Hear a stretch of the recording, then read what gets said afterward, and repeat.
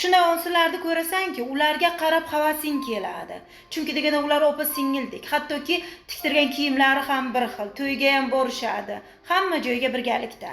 Joyi kelsa biron bir qo'shnisi agar yomonlab qolsin, ikkinchi ovsin shunday qiladiki, o'tirgan joyiga o'tirib qoladi. Gapirgan gapiga pushaymon yeydi. Biz ovsinlar hamisha bir-birimiz bilan inoq bo'lishimiz kerak. Mana bu yuzimizdagi niqobni olib tashlab, hattoki kulishlarimiz ham har xil.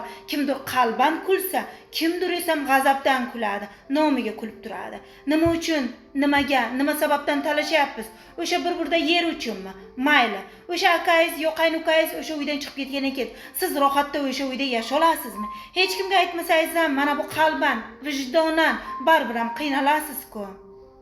Siz o'zingizni opa-singlingizni bir chekkaga qo'yib turing. Ular bir yilda bir marta kelib sizni xabar olar yoki bir oyda bir marta. Lekin mana ovsiningiz har kuni yoningizda. Kasal bo'lsangiz ham, sog' bo'lsangiz ham inoq bo'laylik.